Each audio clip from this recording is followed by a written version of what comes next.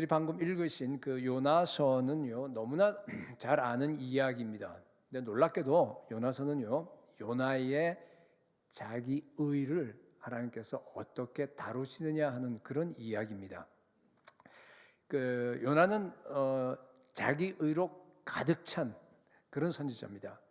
그럼에도 불구하고 하나님께서 그 요나 선지자를 통하여서 니느웨 부흥을 일으키십니다. 하나님의 뜻은 반드시 이루어집니다. 아무리 인간이 연약하다 하더라도. 그런데 이제 그런 과정에서 하나님께서 정말 사악한 죄인 그 자기 의를 어떻게 부수느냐 하는 그 이야기가 요나서라서 오늘 자기 의라고 하는데 초점을 맞춰서 세 가지로 살펴보기를 원합니다. 첫째, 자기 의가 도대체 뭔가? 자기 의는 자기를 스스로 의롭다고 여기는 행위입니다. 여러분, 자기 의 하면 먼저 여러분 머릿속에 떠오르는 사람이 누굽니까? 바리새인. 그렇죠? 바리새인들은 나는 하나님 율법을 갖다가 잘 지키기 때문에 저 세리나 저 창녀들과 같지 않아요. 나는 의롭습니다. 저들은 그들을 경멸하고 영적인 어떤 뭐랄까요, 우월감을 가졌습니다. 그걸 자기 의라고 합니다. 요나가 가진 자기 의는 뭐였을까요? 요나는요, 민족적 우월감, 유대 종교의 우월감입니다.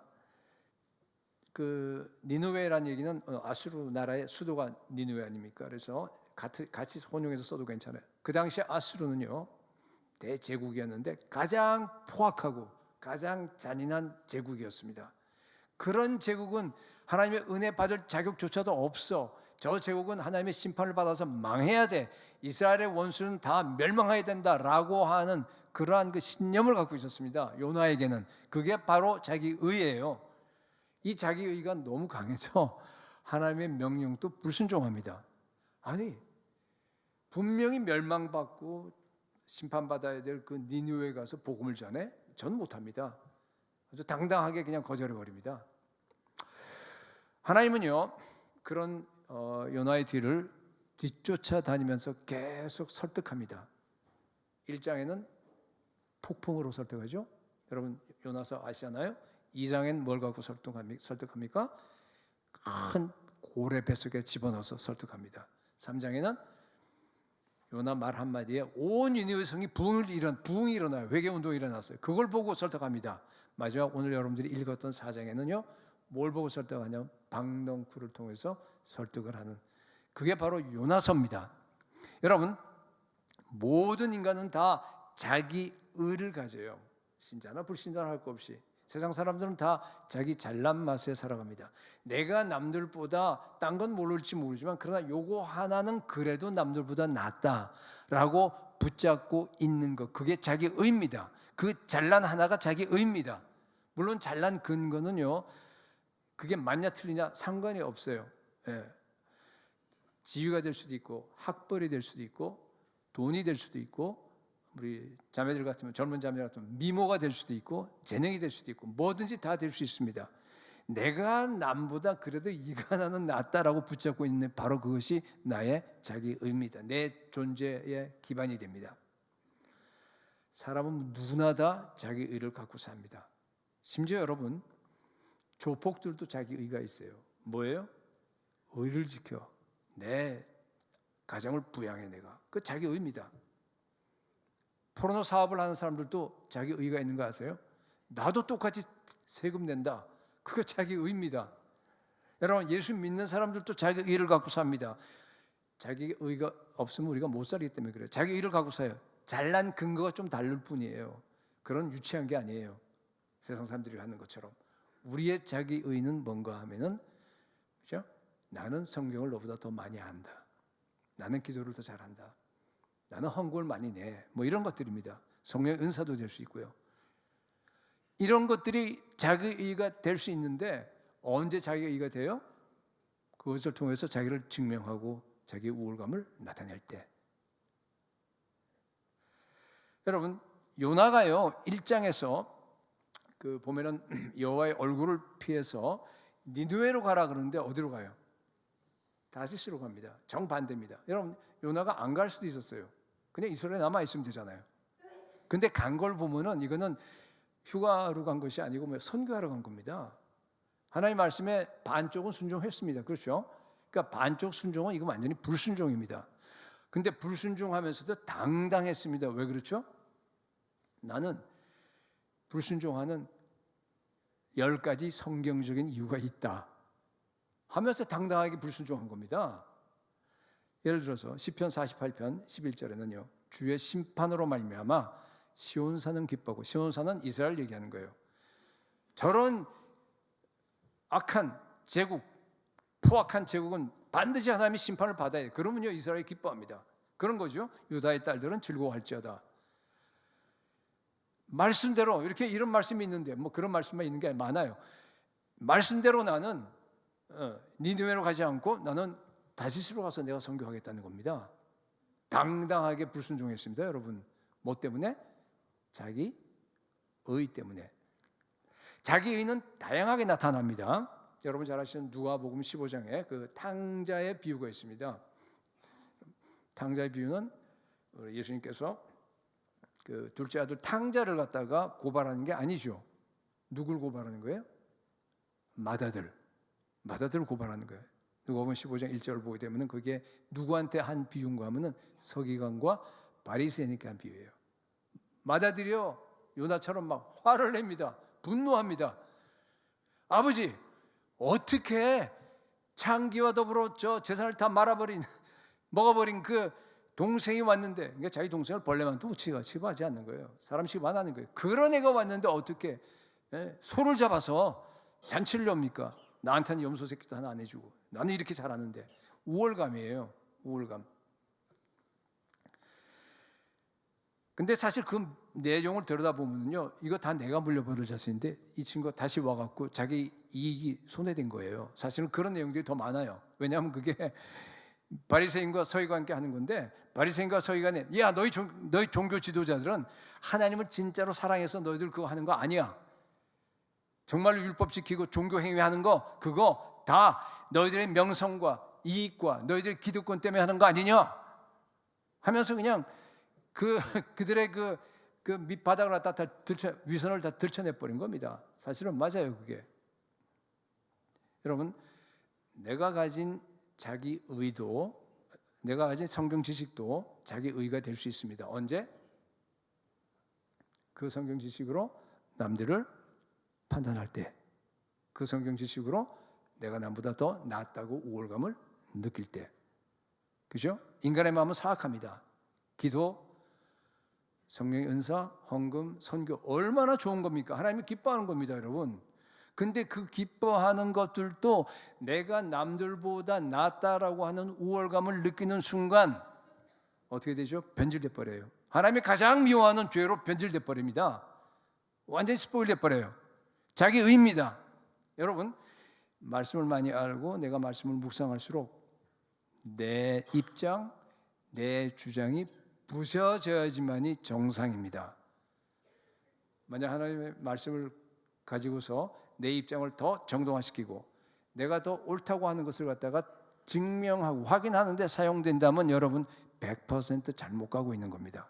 요나예요. 바리새인입니다. 여러분, 그렇게 되면요 아무도 못 말려요. 하나님도 못 말립니다. 그래서 교회에서 싸움이 생기면요 해결이 안 됩니다. 여러분 알잖아요. 우리 석동교회는 너무나 좋은 교회라서 그런 게 없지만 딴 교회들 많이 보세요, 여러분. 왜 해결이 안 됩니까? 다 자기가 성경적으로 옳아요. 내가 이것을 주장하는 10가지 이유가 다 갖고 있어요, 사람마다. 그게 자기 의입니다, 여러분. 자기가 좋아하는 말씀만 가지고서 자기의 그 주장을 얘기하는 그 근거를 삼습니다. 그거 자기 의입니다. 여러분, 나에게 주신 모든 말씀은, 모든 성경 말씀은요, 잘 들으세요, 나를 개조하고 나를 부수고 회개하라고 주신 말씀임을 믿으시기 바랍니다. 정말입니다. 요나의 분노는요 자기 의 때문이에요. 여러분, 아까 우리 4장 읽었는데요, 거기 보면 성경 피신 분들은 3절, 8절, 9절을 갖다 눈으로 빨리 한번 보세요. 거기에 보면은요 하나님이 타이르고 말씀하시는데요, 요나는 안 들어서 뭐라 그래요? 막 화만 내요. 내 생명을 거둬가세요. 나는 사는 것보다 죽는 게 더 좋아요.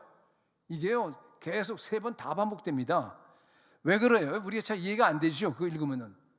아니 요나가 왜 죽여달라 그래요? 왜 그렇게 바락바락 이렇게 막 분노를 하고 있습니까? 자기 의예요. 자기 의는 자기 존재의 기반이 됩니다. 여러분 이게 무너지면요 인생의 의미가 없어집니다. 요나에게는 유대 종교 민족적 우월감이 자기 의입니다. 요나의 자상의 근거입니다. 요나에게는 유대 종교와 유대 민족이 저 나쁜 아수르, 뭐 요새 우리가 개인으로 말하면 저 부자고 나는 가난한 사람이에요. 그죠? 저 부자 나라. 그것보다 그러나 내가 가난하지만 내가 예수는 잘 믿는다 이런 겁니다. 사실은 보면은 그거를 갖다가 그냥 하나 붙잡고 있는 게 내가 낫다고 하는 거, 아수르보다 낫다고 하는 거. 근데 그게 무너져 버리는 거예요. 어떻게 무너졌어요? 하나님이 택한 백성 선민에게만 하나님의 은혜를 베푸셔야 됐는데 이거 보니까 말이야 저 나쁜 아수르 니느웨에게도 똑같은 은혜를 베푸시는 걸 보고요 완전히 멘탈이 나가버린 겁니다. 요새 말로 하면은 심리적으로 붕괴가 일어났습니다. 인생을 지탱하던 기둥이 완전히 다 와르르 무너져 버린 겁니다. 그래서 분노하는 겁니다. 여러분 이 내용을 아마 잘 이해가 안 될 겁니다. 요새는 그런 자기를 갖고 있는 사람들은 없으니까. 그건 정말 고상한 자기의예요. 요나의 끝은요 엄청난 반전입니다. 11절이 마지막 절이죠. 제가 한번 읽어볼게요. 하물며 이 큰 성읍 니느웨에는 좌우를 분별하지 못하는 자가 12만여 명이요 가축도 많이 있나니 내가 어찌 아끼지 아니하겠느냐 하고 의문문으로 끝나버립니다. 이게 요나서를 읽어보게 되면요 이건 뭐 이야기가 잘 재미있게 막 전개되다가 마지막에 가서는 결론을 안 내려 그냥 끊어버리는 느낌 많이 가지셨죠. 의문문으로 왜 끝나죠? 요나서가 이건 무슨 소린가 하면은요, 그죠? 너희들이 다 요나라는 뜻이에요. 요나가 그 자기 의가 치유됐을까요? 안 됐을까요? 모르죠. 몰라요. 그렇지만은 우리가 요나와 같은 똑같은 자기 의를 갖고 있지 않지만 여기 앉아있는 우리 저를 포함해서 모두가 다 너희들은 요나다라고 지금 얘기하는 겁니다. 그게 요나서 결론입니다. 그래서 여러분 제가 이 설교는요 사실은 제가 이걸 할까 말까 한 정말 여러 번 망설였어요. 이 담임 목사라 그러면 그런데 이제 바깥에 외부 강사로 와서 하기엔 참 부담스러운 거거든요. 저도 여러분들하고 좋은 관계를 맺기를 원합니다. 근데 이게 잘못하면은 정말 성령께서 참 오늘 도와주시길 제가 기도를 정말 많이 하고 왔는데 복음의 핵심입니다. 이 자기 의를 갖다 여러분들이요 해결하지 않으면은 여러분들의 믿음이 자라지 못합니다. 그래서 여러분 정말 성령께 기도하는 마음으로 여러분 들으시기 바랍니다. 그래서 여러분 그리스도인이 되기 위해서 반드시 거쳐야 되는 단계를요 조지 윗필드 우리 청교도 그 부흥사 아닙니까? 그분이 이렇게 얘기하면 3단계를 거쳐야 된대요. 첫째는 뭔가 하면요 내가 실제로 범한 죄뿐만 아니라 나의 원죄까지도 회개하라. 그게 첫 단계예요. 여러분들이 실제로 하나님께 불순종하고 내가 실제로 악을 행한 그 행위 그걸 자범죄라 그러죠. 그 자범죄를 여러분들이 계속해서 회개하셔야 됩니다. 근데 그것뿐만 아니라 나의 원죄까지도 회개하셔야 돼요. 이게 무슨 뜻이에요? 내가 내 안에 있는 그 태어난 아담의 본성으로 태어난 그 아주 사악한 정말 이 죄의 본성 전적으로 부패한 그 본성 그것을 갖다가 깨닫고 하나님 앞에 통회하는 마음으로 날마다 회개하는 마음으로 하나님께 나아가라는 뜻입니다. 두 번째 자기 의를 회개해야 한다. 세 번째 그리고 나서 하나님의 의를 붙들어라 이렇게 얘기합니다. 여러분 자기 의도 똑같은 죄잖아요. 가장 더 무서운 죄인데 왜 죄에다가 분리해서 따로 얘기했을까요? 왜냐하면 대부분 많은 성도들이요 자기 의를 죄로 안 여기기 때문에. 여러분 바리새인들도 죄를 회개했죠. 얼마나 회개 많이 합니까? 막 금식도 하고 그렇죠. 죄를 회개했습니다. 근데 왜 지옥 갔습니까? 자기 의를 회개하지 않았기 때문입니다. 여러분, 예수 그리스도의 의를 붙들기 위해서는 예수 그리스도가 십자가에서 죽으시고, 그죠? 우리의 모든 죄값을 치르시고 하나님의 의를 우리에게 주셨습니다. 믿으시죠? 그 의를 한번 받았다고 끝나는 거 아니에요. 그걸 갖다 내가 붙들어야 됩니다. 계속해서 거기에 그 의가 나의 유일한 의가 되어야 됩니다. 그죠? 붙들기 위해서는 여러분, 먼저 내 마음속에 있는 자기 의를 회개하고 철저하게 뽑아내셔야 합니다. 그렇지 않으면요, 여러분 잘 들으세요. 내가 예수를 믿어도 내가 주인이 됩니다. 내가 주인이 돼요. 여러분 잘 보세요. 말씀을 내가 불순종하면은 그건 내가 주인이라는 증거죠. 말씀 불순종한다 내가, 그죠? 안 해요. 근데 여러분 잘 들어보세요. 말씀에 순종해도 그것이 자기 의가 될 수 있습니다. 언제? 자기 의가 돼서 내가 주인이 될 수 있다는 얘기예요. 언제? 그 말씀이 나에게 우월감을 가질 때, 그 말씀이 나에게 뭔가 남보다 낫다고 하는 그걸 증명하기 위해서 내가 그러한 방식으로 내가 그걸 받아들이고 남들을 정죄할 때, 여러분 무슨 뜻인지 아시겠어요? 모르면 곤란합니다. 이건 자기 의를 모르는 사람입니다. 여러분, 자기 의가 무서운 것은요, 한 번 회개해서 내가 다 뽑아냈다 그래서 끝나지가 않아. 이게 자기 의는요, 부활해요. 네. 제가 그때 여러분 얘기한 것 같은데, 우리 안에 죄의 생산 공장이 있다 그랬죠. 마치 잔디밭에 다 잡초를 뽑아내버립니다. 그리고 잔디만 깨끗해요. 아, 좋아요. 근데 한 비 오고 나서 한 번 며칠 지나고 나면 어떻게 돼요? 다시 잡초들이 올라와요. 근데 자기 의라고 하는 잡초는요, 엄청 빨리 올라옵니다. 네. 그래서 여러분, 나를 증명하고 내 존재감을 드러내려고 하는 그 자기 의의 잡초를 더 빨리 보고 더 빨리 회개하고 더 빨리 청산해버리는 것을 가리켜서 우리가 성숙이라 그래요. 그것이 성화되는 겁니다. 예수님을 닮는다는 것은 내 안에 있는 자기 의까지 완전히 다 제거했다는 뜻입니다. 여러분, 자범죄, 원죄, 그리고 자기 의까지 다 회개하시기를 축복합니다. 다 거룩하게 되어서 다 예수님 닮는 그런 아름다운 성도들이 될 수 있기를 축복합니다. 자, 두 번째, 내 안에 있는 자기 의를 어떻게 발견할 수 있나? 이 자기 의라고 하는 것은요, 여러분 아직도 깨어지지 않은 내 옛자, 그죠? 아직도 깨어지지 않고 남아 있는 그 죄악의 옛 본성, 그죠? 그것이 변장해서 자기 의라고 하는 형태로 숨어 있는 겁니다. 그죠? 자아를 깨뜨리고 하는 건 아마 설교를 많이 듣고 여러분들이 자아를 많이 깨뜨리고 애를 쓰는 거 알고 있어요. 근데요, 자기 의는 그 안에서 그게 변장해서 숨어 있기 때문에 더 발견하기 어렵습니다. 그래서 발견할 수 있는 팁을 여러분께 드리겠습니다. 팀 켈러 목사님이 하신 말씀 명확히 해서 제가 제 말로 좀 바꾸고 좀 이렇게 추가하고 해서 여러분들께 전달합니다. 만약 내 안에 지금 제가 여러분께 말씀드릴 5가지 징후가 있다고 한다 그러면요, 여러분들은 자기 의의 병을 앓고 있는 겁니다. 첫 번째, 우리 그리스도인들은 오직 예수 그리스도 한 분만으로 만족하셔야 됩니다. 그렇죠? 만약 예수 그리스도 외에 내가 다른 곳에서 만족을 하고 거기서 행복을 찾는다 그러면요, 그게 자기 의입니다. 바로 그것이 성공일 수도 있고 돈일 수도 있고 아까 자녀일 수도 있고, 그죠? 공부 잘하는 것일 수도 있고, 뭐 그게 있어야지 뭔가 괜찮은 사람이라고 된 것 같아요. 뭔가 뿌듯합니다. 뭔가 존재감을 느낍니다. 만약 그걸 잃어버린다고 한다 그러면 자신감도 없어져 버려요.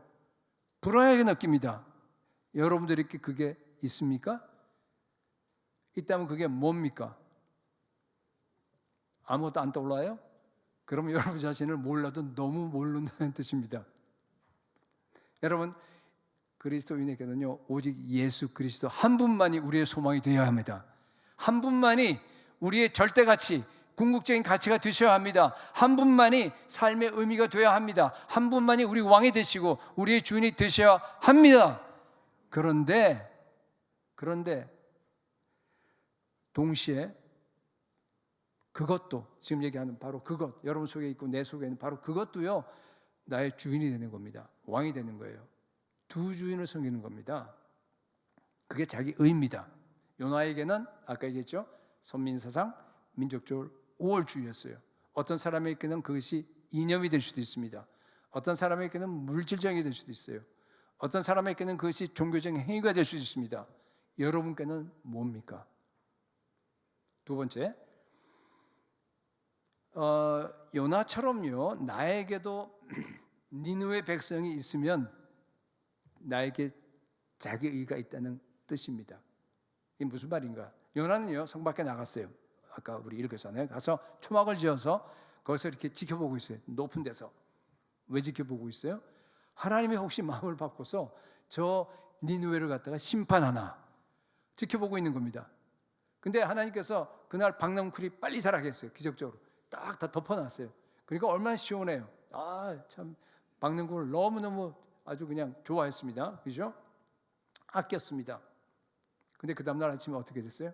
새벽에 벌레가 다 갉아먹어버린 거예요. 시들어버렸어요. 그 다음날은 유독 더 더워. 하나님께 더 덥게 만들어버려서, 그러니까 막 더운 데서 그냥 막 속에서 불평이 터져 나오고 막 분노하잖아요. 그죠? 막 속상했습니다. 그런데 여러분, 니느웨에서 있는 저 12만 명이나 되는 그 많은 사람들에 대한 영혼에 대해서는요, 전혀 애착도 관심도 없었습니다. 왜요?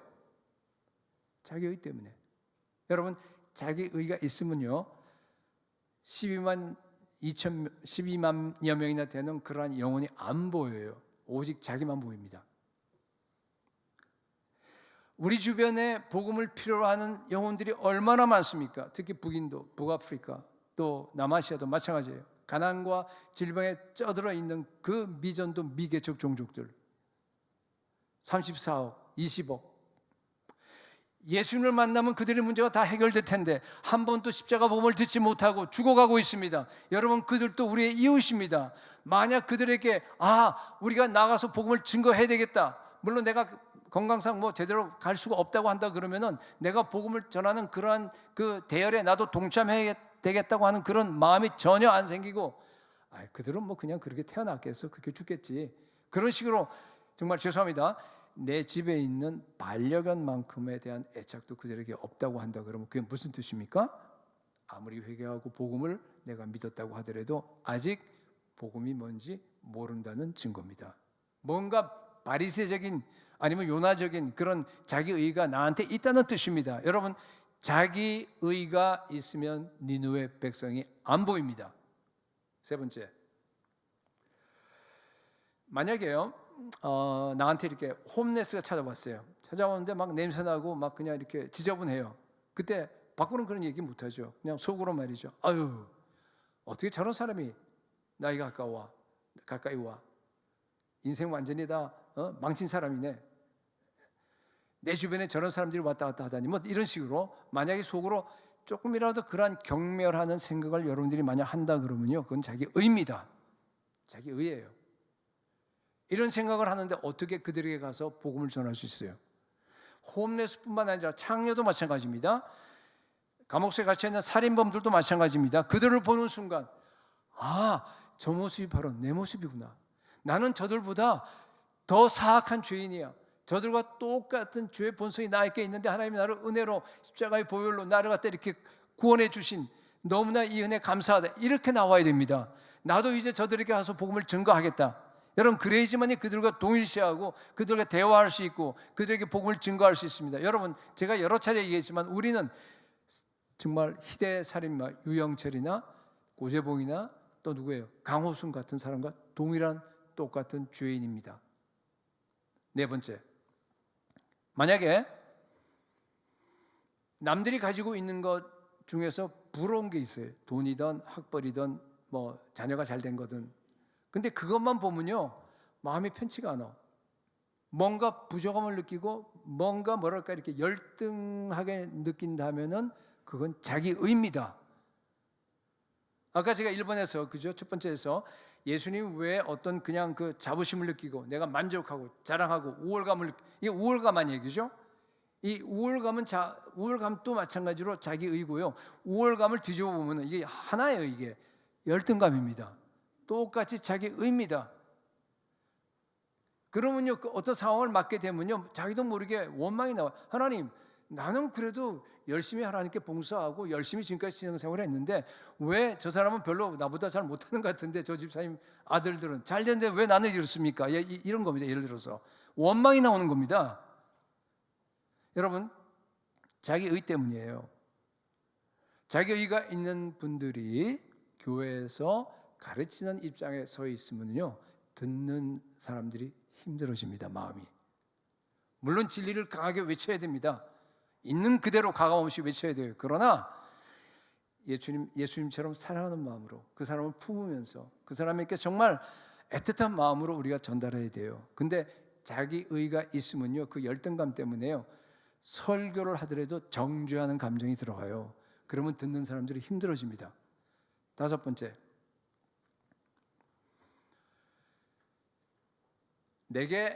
나에게 자기 의가 있다고 하는 가장 큰 징후가 뭔 줄 아세요? 내게 자기 의가 있는지 없는지 모르는 거. 그게 가장 큰 징후입니다, 여러분. 만약 내 안에 자기 의가 있는지 없는지, 있다면 뭔지 모른다는 얘기는 뭔가 하면요, 바로 그 자기 의 때문에 여러분이 100% 지배받고 있다는 뜻이에요. 나한테 자기가 있는데 만약에 내가 20%만 내가 안다, 그러면요, 여기 있는 밑바닥에 안 보이는 80%에 의해서 여러분이 지배받고 있어요. 통제받고 있습니다. 만약에 내가 70%를 다 이제 나의 자기 의가 안다, 30%만 남아있다, 30%만큼 여러분이 통제받고 있습니다. 여러분, 자기 일을 더 많이 볼수록, 그래서 회개할수록 여러분들이 더 자유하게 되는 것을 믿으시기 바랍니다. 여러분, 잘 생각해 보십시오. 왜 남들의 비판을 내가 받아들이지 못합니까? 왜 낙심합니까? 왜 원망하고 불평하고 왜 분노합니까? 그 사람의 말이, 아니면 그 사람이 가진 것이 여러분의 그 자아상이나 자존심을 건드리기 때문입니다. 내 안에 자기 의가 있다는 뜻이에요. 여러분, 교회 안에 대부분 문제는 제가 보니까요, 이렇게 제 경험으로, 평생 경험으로 보니까 다 자기 의 때문에 생깁니다. 마지막 때 우리 승동교회가 정말 정결한 예수 그리스도의 신부가 되어야 하는데 가장 큰 적이 자기 의입니다. 그래서 오늘 여러분들께 참 망설이면서 제가 여러분들께 선포하는 겁니다. 여러분, 말씀 듣는 중에 성령께서 여러분들에게 그 자기 의를 가르쳐 주실 수 있기를 축복합니다. 내 안에 있는 자기 의를 더 많이 회개하고 더 많이 정복해서 더 예수님 닮은 정말 아름다운 이 승동교회가 될 수 있기를 축복합니다. 마지막 세 번째, 그러면은 이 자기 의를 어떻게 치료할 수 있느냐? 여러분, 자기 의는요, 자기가 발견해서 자기가 스스로 치료해야 합니다. 아무도 여러분들을, 하나님도 여러분 치료해 줄 수 없습니다. 그래서 우리 오늘 읽었던 그 본문에 보게 되면 하나님이 그걸 너무 잘 아시기 때문에 막 화를 내고 정말 말도 안 되고 불순종하고, 그죠? 그런 요나, 여러분이 만약 하나님은 그거 어떻게 하겠어요? 그럼에도 불구하고 어떻게 해요? 조용하게 다가가서요, 타일릅니다. 타일러요. 한 번도 야단치지 않습니다. 4절에는 뭐라 그래? 내가 성내는 것이 옳으냐? 너 지금 성내고 있는 것이 정당하냐? 이렇게 물어봐요. 요나가 박농쿨이 말하는 걸 보고 또다시 막 그냥 화를 내고 죽여달라고 그러고 그러니까 뭐라 그래요? 9절에서 내가 이 박농쿨로 말미암아 성내는 것이 어찌 옳으냐? 똑같이 요나가 뭐라고 대답하죠? 내가 성내서 죽기까지 할지라도 옳아야, 막 이러죠. 야, 대단해 요나, 그죠? 근데 그게 옛날에 보니까 내 모습이더라고요. 소리 질러요 요나가.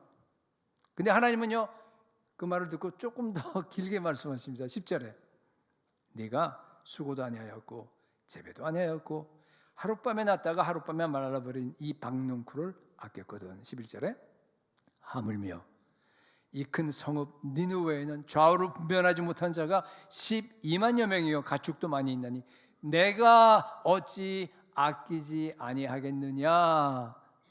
여러분, 하나님 마음을 아시겠어요? 자기 의는요, 가장 치명적인 죄인데도 불구하고 요나를 향해서 어떻게 해요? 계속 똑같이 호소만 하시잖아요. 그리고 나서 요나사가 그냥 끝나버려요. 하나님께서 요나의 자기 일을 어떻게 다루셨습니까? 끝까지 기다려주고 끝까지 사랑으로 감싸주고 인내하고 그리고 계속 타일렀습니다. 언제까지? 요나 스스로 깨닫고 스스로 자기 일을 부술 때까지. 여러분, 내가 잘 안 바뀌더라고요. 그죠? 내가 잘 안 바뀌듯이 여러분도 잘 안 바뀌어요. 여러분의 자녀도 절대로 잘 안 바뀝니다. 하나님은요, 우리가 인간이 어떤지 아시기 때문에요, 이런 식으로 하십니다. 정말 이거 보면 정말 이렇게 하나님께서 요나를 다루듯이 지금 또 성령 하나님께서 우리를 그렇게, 예수님께서 우리를 그렇게 다루세요. 저는 옛날에 이 구절을 묵상하면서요, 한 대 얻어맞은 그런 느낌이었어요. 멍하니 앉아서요, 한참 동안 회개했어요. 회개하고 결단했던 그런 기억이 납니다. 참 늦게 깨달았어요.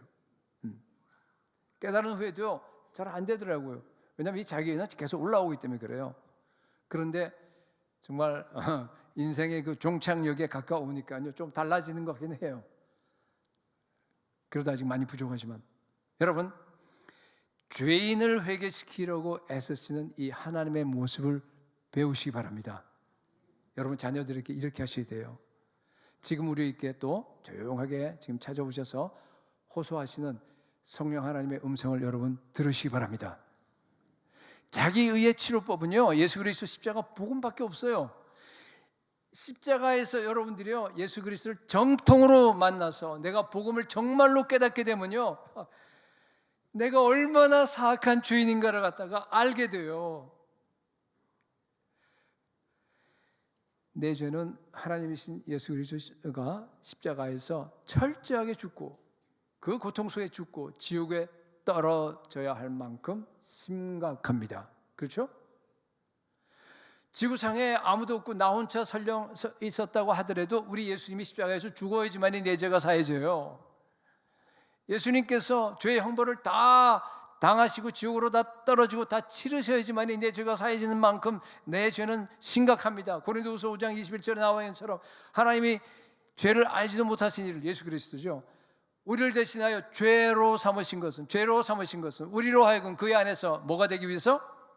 하나님의 의가 되게 하려 하십니다. 여러분, 우리는 철저한 죄인이었지만 예수 그리스도 십자가로 말미암아 그 죄가 다 사해졌습니다. 그리고 우리가 예수 그리스도의 의가 된 걸 믿으시기 바랍니다. 우리에게는 오직 예수 그리스도의 의만이 우리의 의가 되셔야 합니다. 모든 세상적인 의는 다 떠나가야 합니다. 여러분, 이 십자가의 복음의 진리를 깨닫고 모든 분노와 원망과 이 모든 주여 그런 불평들이 다 사라질지어다. 하나님을 향한 그 분노가, 그 자격이가 얼마나 파괴적인지 하나의 신뢰를 실제 있었던 얘기를 가지고 여러분께 드리고 설교를 마치도록 하겠습니다.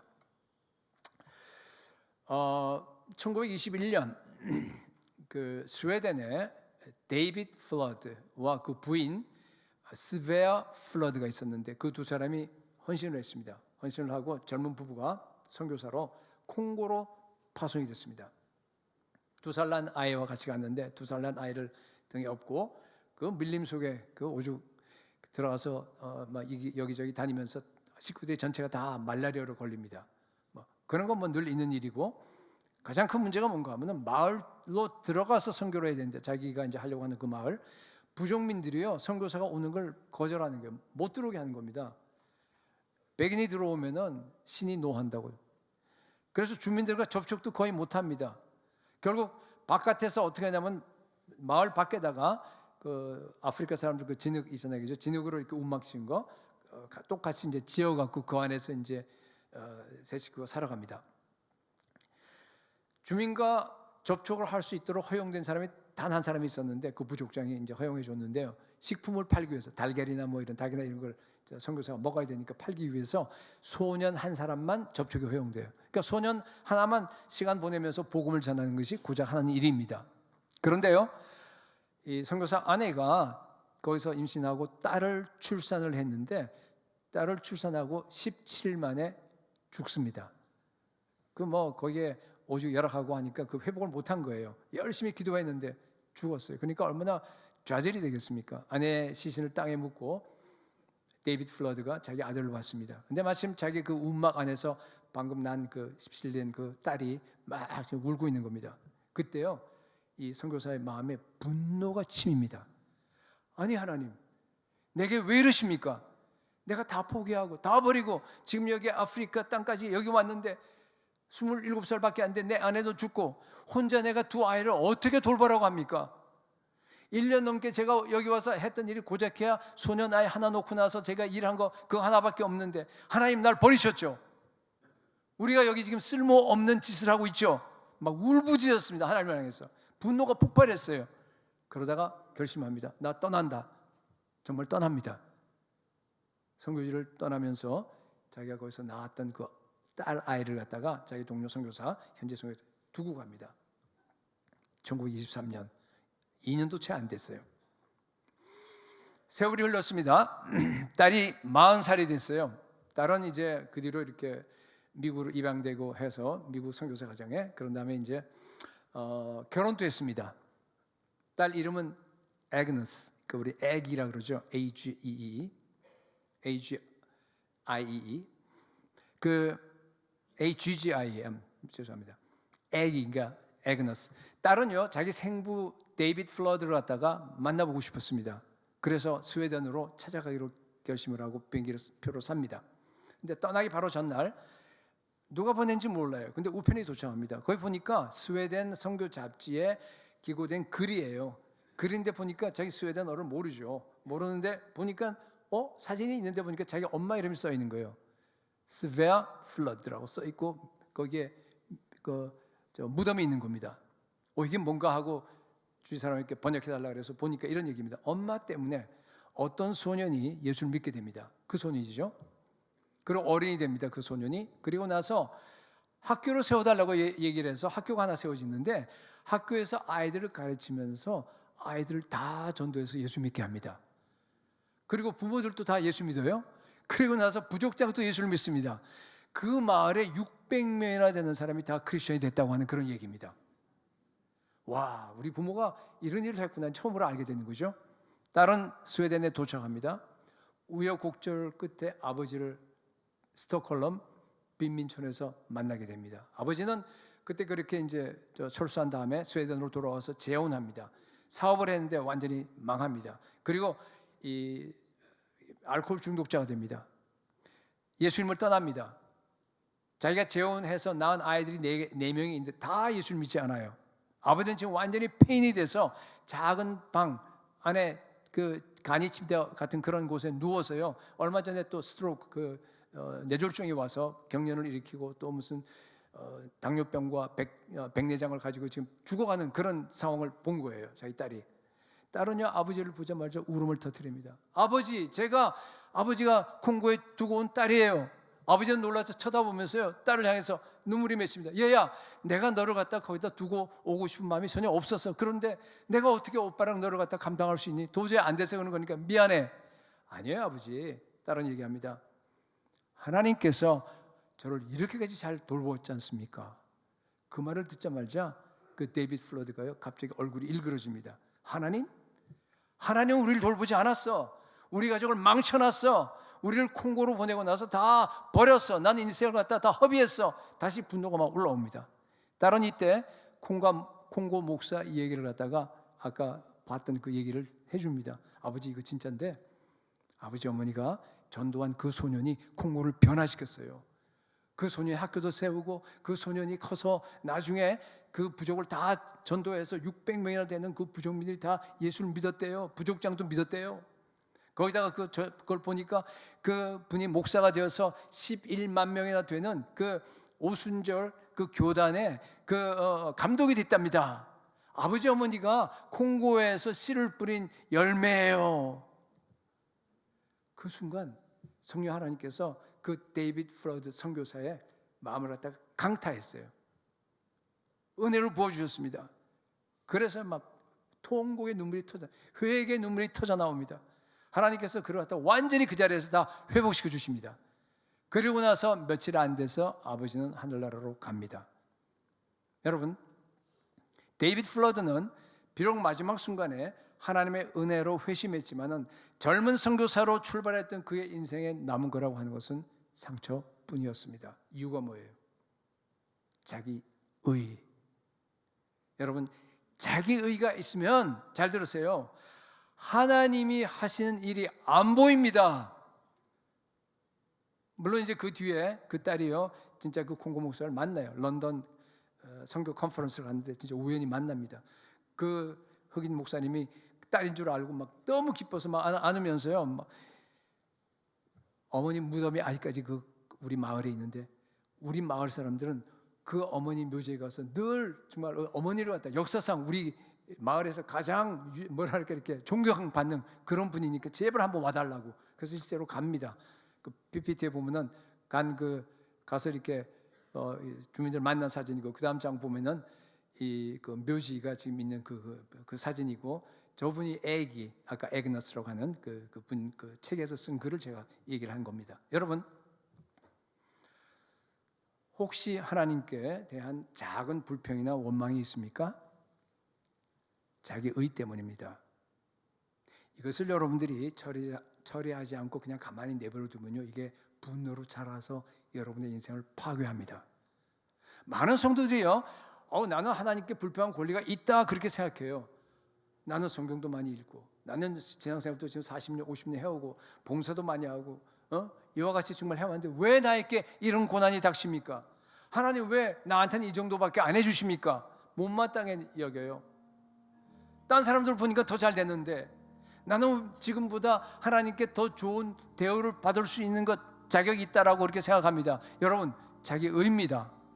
아직 십자가 복음을 몰라서 그렇습니다. 여러분, 나 같은 죄인이 지옥을 가지 않고 구원받고 하나님의 자녀가 되어서 지금 이렇게 살고 있는 것은요, 기적 중에 기적임을 믿으시기 바랍니다. 무한한 하나님의 은혜입니다. 우리는 여러분 더 이상 하나님께 요구할 권리가 없습니다. 비록 여러분의 건강이나 상황이나 모든 게 아무리 어려운 상황이라 하더라도, 여러분, 하나님이 지금 나에게 주신 것은 하나님께서 사랑하는 자기 자녀에게 줄 수 있는 최상의 것임을 믿으시기 바랍니다. 이게 믿음이에요. 그리고 날마다 하나님 한 분만으로, 우리 주님 한 분만으로 만족하고 기뻐하는 삶을 살 수 있기를 축복합니다. 오 주님, 우리 안에 있는 이 자기 의를 폭로시켜 주시옵소서. 회개의 영을 부어 주시옵소서. 내 안에 있는 이 숨어있는 사악한 자기 의가 완전히 다 청산되게 하여 주시옵소서. 모든 분노와 원망과 불평과 이 모든 것들은 다 사라지게 하여 주옵소서. 우월감도 열등감도 다 사라지게 하여 주옵소서. 비난과 정죄하는 마음도 사라질지어다. 예수님을 닮아서 많은 모든 사람들 다 사랑하고 용납하게 하여 주옵소서. 미개척 정적을 향한 영혼 구원의 열정이 일어나게 하여 주시옵소서. 여러분, 우리 이렇게 기도하는 마음으로 찬송 280장 함께 부르겠습니다.